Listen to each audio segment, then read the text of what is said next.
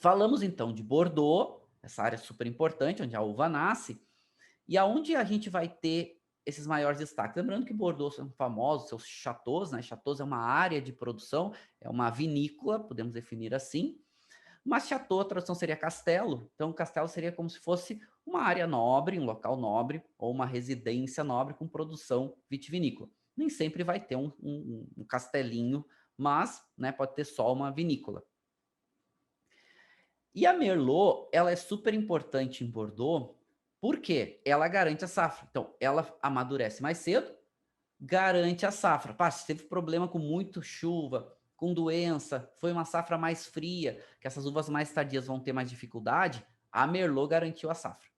Por isso ela é a mais plantada de toda a região de Bordeaux. Por mais que muitas vezes há Cabernet Sauvignon em algumas áreas, e que áreas são essas que Cabernet Sauvignon ganha destaque?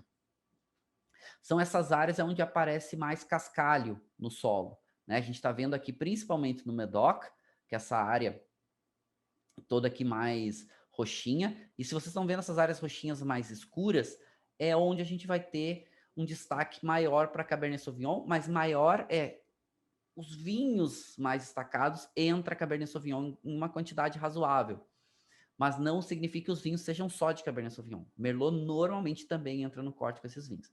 Onde tem pedra, maior presença de pedra, porque isso foi drenado, uma área que foi drenada pelos holandeses muito tempo atrás, e essa presença de pedra ajuda no amadurecimento das uvas, principalmente da Cabernet Sauvignon, que aí consegue ter um pouco mais de calor, um pouco mais, principalmente de iluminação, reflexo dessa iluminação solar nas videiras, e consegue amadurecer um pouco mais essas uvas. Mas se a gente pegar de modo geral, a gente vai ter aqui muito solo em Bordeaux, solo de aluvião, né? Solo aluvial com uma mistura de argila, areia, até alguma coisa de pedra, etc. Solos muito férteis, que já não são tão bons. A gente vai ter muita argila, a gente vai ter calcário.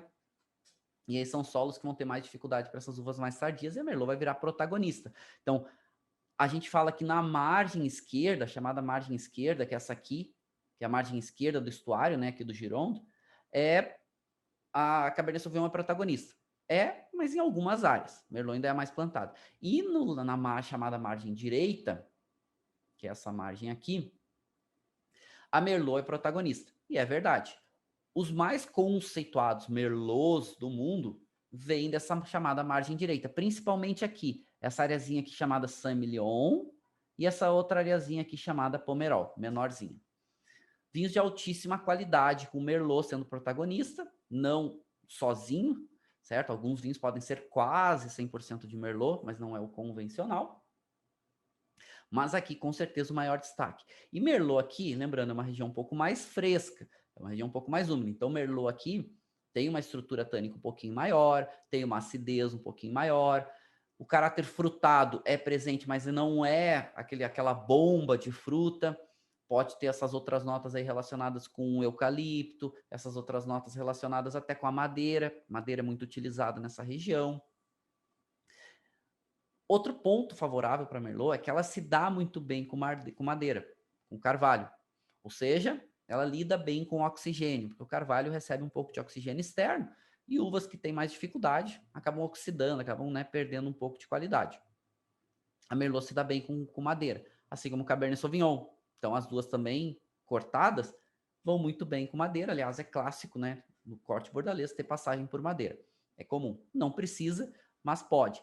E como ela também tem uma boa estrutura aromática, uma boa quantidade de aromas e sabores, mesmo com madeira nova, essa quantidade de aromas da madeira nova pode ficar equilibrado com as quantidades aromáticas aí da Merlot.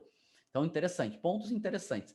Outra área interessante é essa área aqui chamada Entre deux Mars, né, ou Entre dois mares, né, lembrando, fica entre a margem esquerda e a margem direita, que Merlot é muito plantada. Essa é uma área um pouco mais fértil, o nível de qualidade dela é um pouquinho menor se comparado com essas outras duas margens, direita e esquerda, mas Merlot aqui é um grande protagonista. Então, a gente pode encontrar vinhos com uma qualidade interessante com um preço mais baixo quando a gente fala de Merlot de Bordeaux. Por quê? Porque Bordeaux, de modo geral, acabam sendo vinhos mais caros. A gente tem aqueles Bordeaux de entrada, os Bordeaux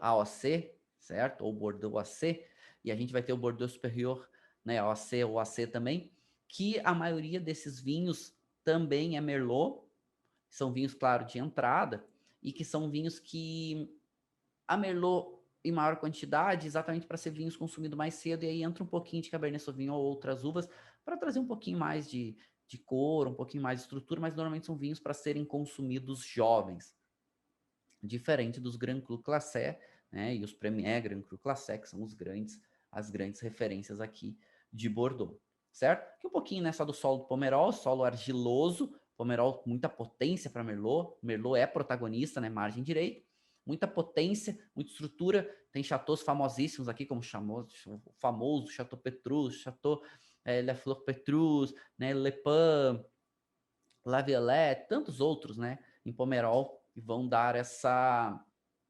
potência de solo argiloso para a nossa queridíssima Merlot.